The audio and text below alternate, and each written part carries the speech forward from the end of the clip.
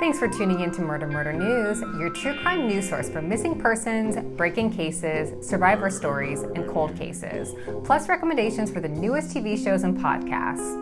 Maybe the word cult makes you uncomfortable and you would rather think of it as a true crime community, where we all live on a little farm with goats and talk about murder while braiding each other's hair.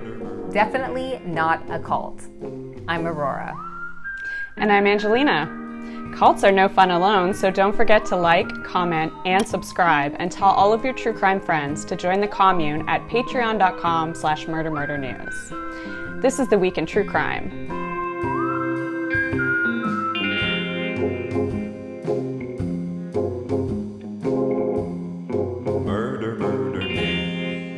We do want to issue a disclaimer that while our name is Murder News, we often focus on missing persons, survival stories, and sexual assault, giving preference to cases affecting BIPOC and LGBTQIA communities, and some that may not be getting enough attention by mainstream media. Our intent is to bring attention to these cases and make sure these stories are told from the perspective of the victim or survivor. We do our best to report accurate information about these cases, but because they are still breaking, it can be hard to find reliable information. We love hearing your feedback, so just send us a message if the information we have researched is inaccurate or out of date, if you just think we got it wrong, or if you want us to help share you or your loved one's story. Our email is always open at murdernews@gmail.com. A grisly cold case, once falsely attributed to a notorious serial killer, finally got back on track this month as the probable perpetrator was finally arrested. On March 17, 1983, the body of a young woman was discovered in a wooded area near Interstate 45 in Conroe, Texas. Harris County Medical Examiner reports stated that she had been sexually assaulted and strangled, and the body was found on fire. In 1986, the victim was identified via fingerprints to be Laura Marie Purchase, a missing person from Houston, last seen over a week before the discovery of her body. Meanwhile, Henry Lee Lucas, dubbed the Confession Killer, confessed to the murder of Laura Purchase back in 1983 before she was positively identified. He was convicted of her murder in 1986. But in 2008, DNA found on the body was used to eliminate both Henry Lee Lucas and his cohort, Otis Toole, as suspects, and the case went cold. 11 years later, in 2019, the DNA was submitted for genealogy testing, and investigators were able to establish a family tree for their unknown suspect. 75-year-old Thomas Alvin Darnell of Kansas City was identified as a possible suspect, and with a search warrant in hand, Montgomery County cold case detectives collected a sample from Mr. Darnell 38 years to the day after Laura's death. By the end of April 2021, Thomas Darnell's DNA was confirmed to be a match with the DNA found at the crime scene. On May 11th, Darnell was arrested for capital murder, and just this past Thursday, he was extradited to Texas and booked into a Montgomery County jailhouse where he's being held without bond. On the evening of May 7th, a woman was heard screaming from the house at number 11 Estevez Street in a small El Salvadorian town of Chalchuapa. Those cries were quickly silenced, but not before neighbors called the police. When officers arrived, they found two women dead, 26-year-old Jacqueline Cristina Paloma Lima and her mother, 57-year-old Mirna Lima Cruz. Hugo Ernesto Osorio Chavez immediately confessed to raping and killing both of them and was taken into custody. But the horror had only just begun. Jacqueline's grandfather reported that she and her mother initially came to Hugo so that they could bring her brother Alexis to the United States. She had paid him $7,000 to do so. Moments after finding Jacqueline and her mother deceased, police also found the remains of two men in a septic tank. One of them was Jacqueline's brother, 23-year-old Alexis Paloma Lima. After finding 4 bodies in the building, police continued searching. They had already suspected that Hugo was involved in a gang. Hugo was previously an officer for the National Civil Police. He was dismissed in 2005 for raping a minor, a crime for which he served only 5 years in prison. Before stepping into the home, they noticed freshly tilled soil. The interior patio of the house was in the same condition, with 2 half-buried corpses. And from the patio, authorities found the entrance to an inactive water well, which would become the primary site of excavation. Flash forward to now. police have found the remains of 24 people and counting, most of them belonging to women and some of them to girls as young as 2 years old. There are estimated to be about 40 people total buried in the well and garden of the ex-officer, but the excavation process is still ongoing and may take another month. Since the start of the investigation, Hugo has implicated 9 other people, including other ex-officers, soldiers, and trafficker smugglers, in a murder ring which authorities believe secretly operated for about a decade. Speculations remain on Hugo's role. Was he a hitman, or was he primarily the man who makes the bodies disappear? There's also a question of how so many victims disappeared. Were all the victims lured by an immigration scam, or was this just one of multiple tactics used? El Salvador Director of Police Mauricio Ariza Chicas told the AP that Hugo claimed to have found victims on social media and sought them out, luring them with the American dream, much like he did with Jacqueline, her mother, and brother. Prosecutors, however, have made it clear that this is being investigated from the lens of sexual violence. We're going to take a deeper dive about this story, the high rate of femicide in El Salvador, and possible other victims today on our podcast. Our sources today include Vice, BBC, ElSalvador.com, AP News, The Guardian, and more, and they're all linked down below. Also, we want to have a special thanks to our writer and researcher, Shaina Beshkin. We are so excited to have Rebekah Sebastian with us from this week's favorite podcast, plural, Dialogue and Criminality. That's right, Rebekah not only created 2 true crime podcasts, but she also hosts a true crime trivia show, Yellow Tape, in New York City. Dialogue features interviews with a compelling personality, player, or expert in the true crime and criminal justice space. And Criminality is a podcast for people like me who love reality TV, true crime, and want to hear all about the juicy stories when the 2 genres intersect. Rebekah, thank you so much for joining us. How are you doing? I'm doing great. Thank you for having me, Aurora. I'm so happy to see you. I'm so happy to see you. It's always such a pleasure. For those of you who haven't seen or didn't come to our True Crime Trivia night, Rebekah and I have hosted True Crime Trivia together. So fun. And we have to do it again very soon. Yeah, let's do that because I know we're merging into the real world again, but there's still a place for virtual events for sure. So let's do it. I think so too. You know, honestly, I only want to go to virtual events. I've gotten very comfortable just showing up in my home and my, my bottom half being comfortable, my top half being somewhat presentable. I'm comfortable with that. Yeah. We are the mullets. Yes, completely. We are all just world. walking mullets. Exactly. Awesome. Well, you really are a queen of true crime. And as if hosting one show wasn't impressive enough, you now host 2 podcasts, like I mentioned. So what inspired you to start both of your shows? Yeah, Criminality is so new. I haven't even added it to my virtual background yet. I need to do that. Well, it's funny because they both kind of tie in. It's been this sequence, this progression of events. So Yellow Tape is my trivia show, which you mentioned. And that was really my first true crime baby. And now I have like a little true crime family of endeavors that are all my babies. But Yellow Tape was where it started. That was this idea for a live. This was 2017. So still doing things in person. Had no idea what was coming ahead. Place to kind of put all this true crime intel that people like you and me, and I'm sure your listeners and viewers accumulate over the years, right? We read the books, we watch the shows, we listen to the podcasts, and we have all this knowledge. And so I thought this could be a really fun place to put all that. And we always made it for a good cause. So I've raised money for the Innocence Project at every event. And it was just this fun, but respectful, lively, but never sensational or gross gathering of people who appreciate true crime. So our categories would be, we have one called Oh No OJ or Zero OJ. So it's all questions about the OJ Simpson trial, but none of the answers are OJ because we don't need to give him any more space, right? So these are about like the lawyers and the victims and the other players, the judge. I mean, that story has enough characters. We don't even need OJ really. So I did that for a couple of years and it was super fun. But I noticed kind of this like bubbling up in the audience at the live shows where people wanted to talk a little more, get more in depth about things.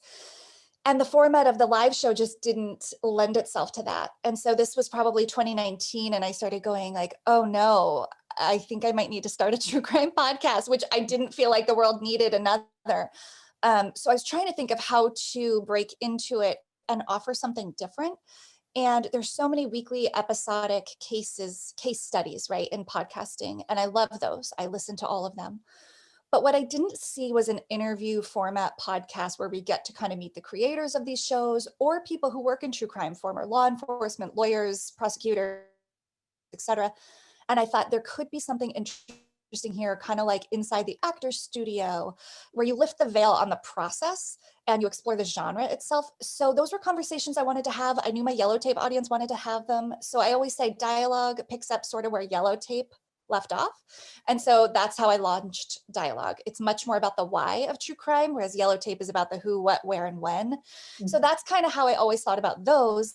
And then just last fall or the end of 2020, Melissa from a very popular podcast, Moms and Murder, reached out. She'd been a guest on Dialogue and we'd stayed in touch. And she was like, I have this idea for a podcast and I want to co-host. How do you feel about? And she knew how I felt about the Housewives. Meaning my other escape, like you, is reality TV. It's a nice palate cleanser from true crime, right? So she had this idea for the crimes related shows, and none of them would be murder. And that was really appealing to me because it's nice not to talk about violence all the time. Right. Though we are finding these stories get pretty dark, even when there's usually a lot of other weird stuff going on. But so it didn't take me long to think about it. I think I gave her like an hour. I was like, let me think about it. And then I was like, yes. So criminality said, yeah, it's for the show. We say, because loving reality TV isn't a crime. So that just launched in February. We do 2 a month. And so, yeah, now I have these 3 true crime babies. That's the long answer. I love that. And, it's interesting because I had never thought about the overlap between true crime and reality TV for anybody else.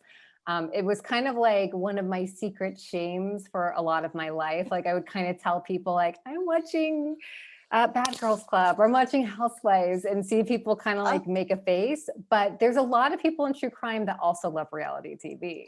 It's so true, Aurora. And I feel like since we've launched the show, they're coming out, like they're having their coming out of the closet moment.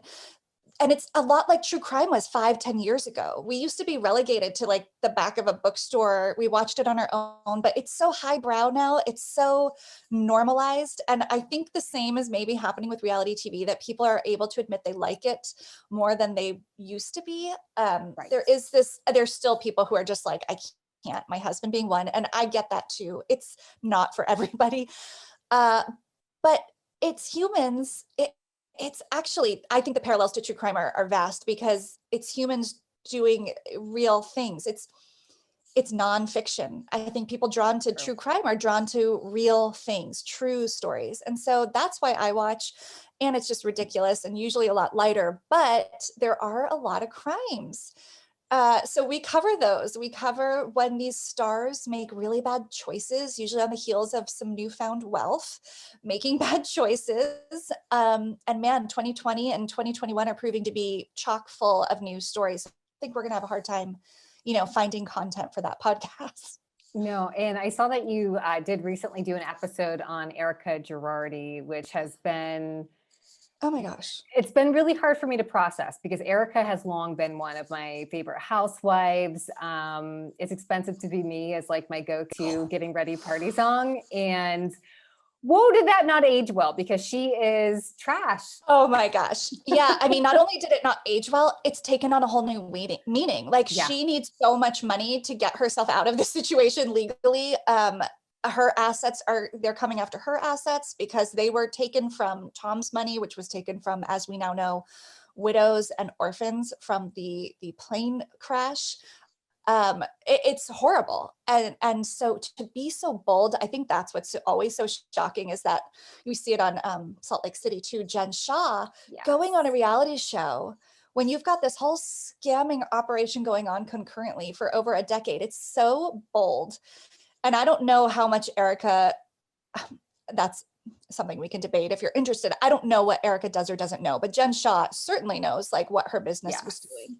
And I'm just like, fascinating choice to go on a TV show. Yeah, like let's make your scam as public as humanly possible, Jen. Yeah, I will never understand that logic. Like, I'm sure nobody will find out. And, I don't know, so bizarre, but yeah, here we are.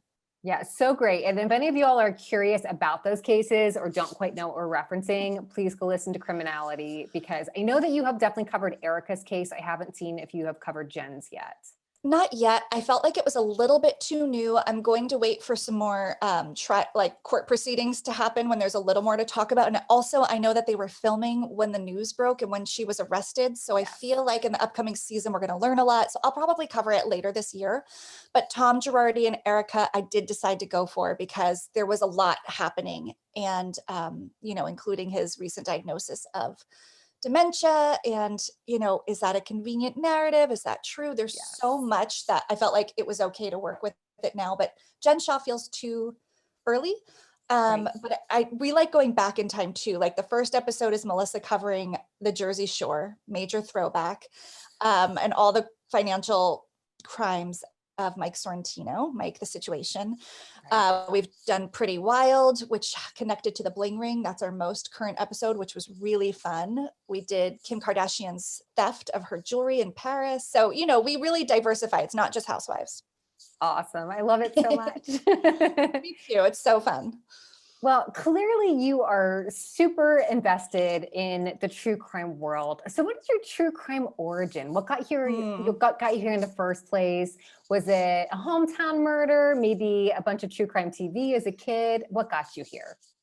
A little bit of all of the above. So fun to also be asked this question because I ask everybody this on Dialogue. So it's very fun to get to think about it for myself.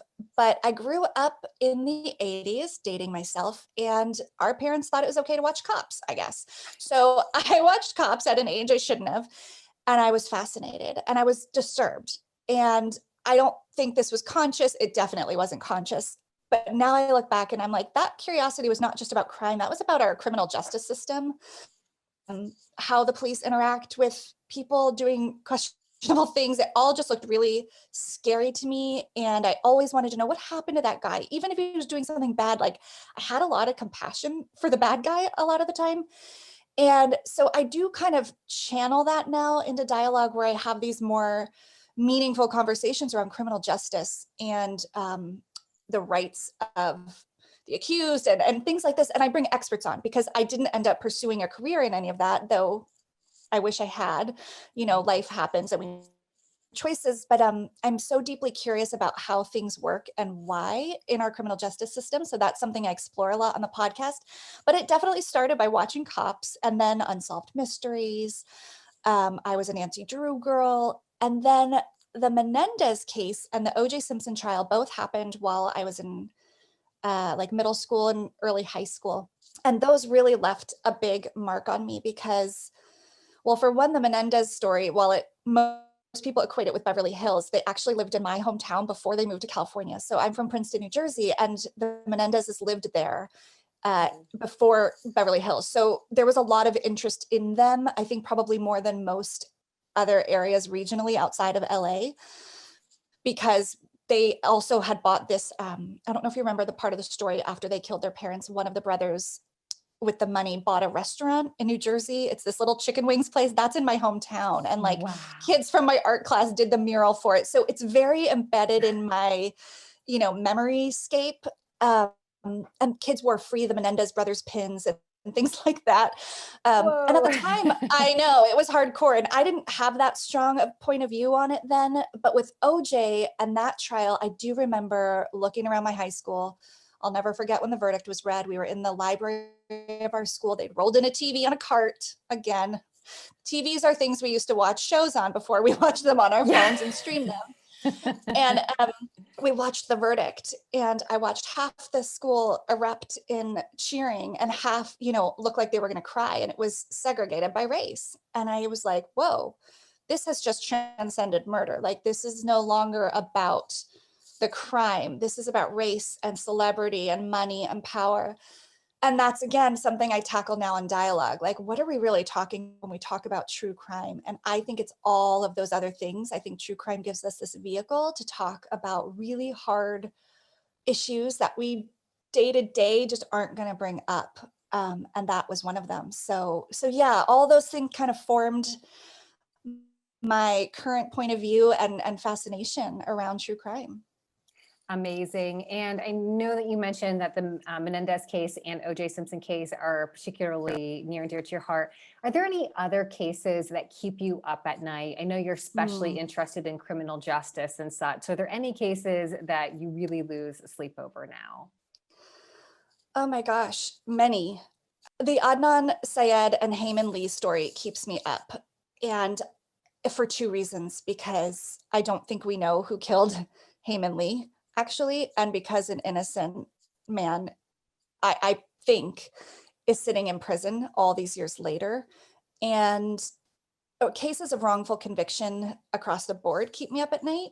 I think that's probably the most chilling, more than any gruesome details you can hear in a story. The idea of losing your innocence for something you didn't do, for losing your freedom, I lose sleep over that. So that's one example, and one where I know is very controversial, and some people are going to say he did do it and he should be there. And I would even say, even if he did, he's been there 20 years and he was an 18-year-old, maybe his time has been served. And that is with no disrespect to Heyman Lee's family, who have suffered the greatest loss a family can. So I understand that there's nuance and complexities to all these cases, but there are far more straightforward cases like the exonerated five, who used to be called the Central Park Five. I mean, thank God that case has been overturned and those men are free. But knowing that that happened, knowing it continues to happen, that's what really keeps me up. And then missing people. Yeah, so I really admire any true crime creator who can spend a lot of their energy and time on missing persons cases. I'm fascinated by them. They do keep me up at night, but I'm not wired for it. The not knowing, the haunting feeling of imagining all the possibilities, of imagining the grief of a family, because as hard as it is, and nobody wants to imagine a family member, a loved one being murdered, there's some sense of knowing the ending that allows you to move through grief and not move on, but move through the process of grieving. I imagine that if you don't have answers, knowing how to grieve even becomes so complicated. And I am not designed or built long-term for working on those cases. And I think that's okay. And I know some people might hear that and think that's insensitive, but I really think people are wired certain ways, and we all have a different role maybe in the true crime ecosphere, if you will. And that's not mine. And that's why I appreciate people doing these podcasts and documentaries and long form writing around cases where people are missing, because it's just a certain kind of heavy that I can't recover from as quickly. So I really appreciate that. And that keeps me up at night. Missing people, I just can't. Those definitely keep me up at night, and I will go down all those dark avenues of watching all the like surveillance videos and everything. Oh, those get me too.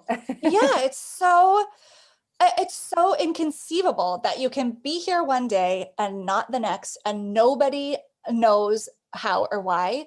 Like, I can sit with a lot of gray area things in life, but that is one that I'm just like, I don't accept that. Like, that is not possible. And thankfully, it's harder and harder now with cameras and digital footprints. We can find people faster, but people still disappear. People still go missing. And, it brings up interesting concepts around, who do we care about that goes missing? And that's where I come in. I think shining a light on talking about why we know some missing people stories and not others. And I know for you and Angelina, this is, part of your work too, is highlighting victims who are more on the margins. So I like to bring people on dialogue who are covering, trans and people of color, those missing stories, missing person stories, because everybody knows Natalee Holloway was missing, and that is an awful story, and we should. But why only her story? And that reflects what we care about as a culture and a society. And I have a big problem with that we can only care about sort of a certain type of person, a certain type of victim, I think we really need to expand our compassion to include people that might not be like us. And I'm even saying us as the probably predominant true crime audience. I'm a white, somewhat educated, probably not even as educated as most of my listeners, female. But we have to expand the genre in terms of points of view from the storytellers, from the victims, who we're focusing on, who we're hearing from. It's got to get bigger. Absolutely. Absolutely. Totally agree. I know you do. Yeah, that's definitely something I think needs to be highlighted more. And I think fortunately the true crime world is getting better about that. But absolutely great points. And one of the things I love about your show, especially Dialogue specifically, is you have some really great guests. Oh my gosh. And like the best. And I really loved your episode with Tiffany Reese from Something Was Wrong, which like that podcast consumed my entire life for a month. Same. And I also really loved the episode with Quinn, who was a childhood friend of the very famous John Benet Ramsey. So that was a really interesting perspective on that case. Is there a dream guest you would absolutely die to have on your show? I like die to have, not kill to have. I'm not there yet. I'm getting punny over here. Yeah, I love a good morbid pun. There's many. It's really hard for me to answer one, if you'll allow me to name a few. I mean, I can't tell you how many guests have cited Serial season 1 as formative, either in their career as a journalist or podcaster, or as just a true crime consumer, as being just so important. So I would love to have Sarah Koenig on. Yes. Also just being so interested in the Serial story. We've had a nice email exchange. She has not accepted yet. I believe it's going to happen. I say that, I put it out in the world as often as possible.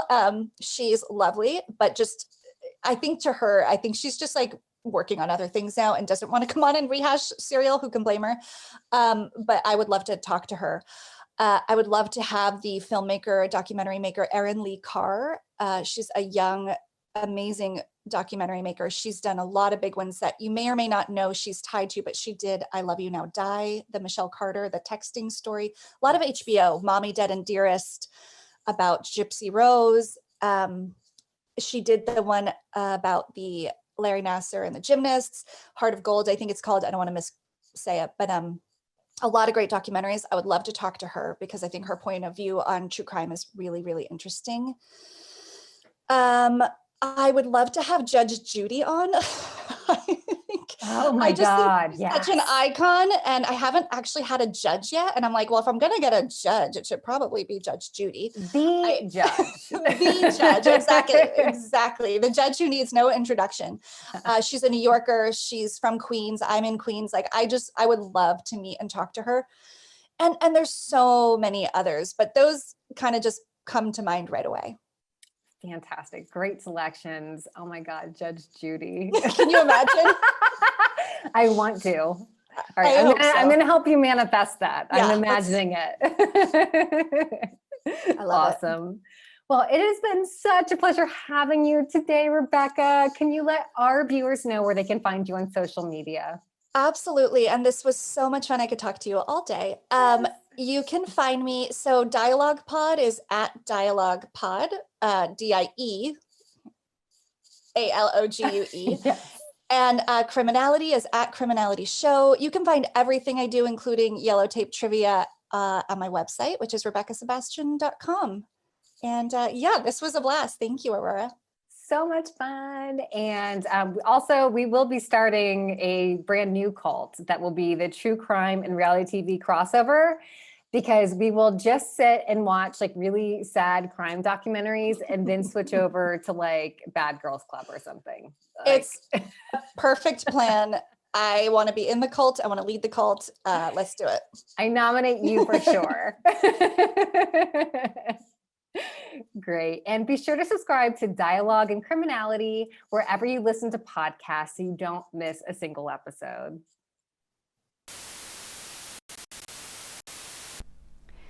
This week, we're watching Rebekah on Netflix. The new film is an adaptation of the 1938 Gothic novel by Daphne du Maurier, which was also adapted into a Hitchcock film in 1940. It stars Lily James as a lady's maid who is swept off her feet by a wealthy widower in Monte Carlo. The two are quickly married, and when they arrive at his huge estate, mystery unfolds as the shadow of his late wife casts a shadow over their new lives together. Let us know if you've watched the movie yet in the comments below. We also want to invite you to join us for our Monster Book Club this Sunday at 2 p.m. Eastern. This month we're reading FBI Myths and Misconceptions by the one and only Jerry Williams. Jerry was one of the few Black women in the FBI in the 80s, and her book discusses things the media gets wrong about the FBI when depicting them on TV and in movies. There's a rumor that Jerry might be joining us on Sunday for book club, so even if you haven't finished the book yet, come join us as this trailblazer and legend talks about life in the FBI with little ol' us. You can join our book club by searching for the Murder News group on Facebook or by clicking the link in the details below. We want to thank all of you who have stuck with us for the past year as we've brought you the true crime news. We've decided to take a break from making our videos for YouTube, and this will actually be our last episode for a while. So if you miss us, come check us out on one of our other platforms. We'll still report the weekly true crime news on our podcast, Murder News, the Listen Edition, and we'll still have daily updates on our website, murder.news. Plus, we're always available on our socials, including TikTok, where you can catch our Missing Person Monday videos. Thanks so much for tuning into This Week in True Crime with Murder News. If you haven't already, hit the subscribe button below, give us a thumbs up, and tell all of your true crime friends. Help support Murder News by visiting our Patreon at patreon.com/murdernews. We have some great benefits like merch, a shout out on our YouTube and podcast, exclusive episodes, and early access to tickets for our live online events. Your support helps us feed the MMN goats, add to our community wig wall, and help support our amazing writers that keep you up to date with the latest breaking news every day on murder.news. And don't forget to follow us on Instagram, Twitter, Facebook, and TikTok. See you on our podcast.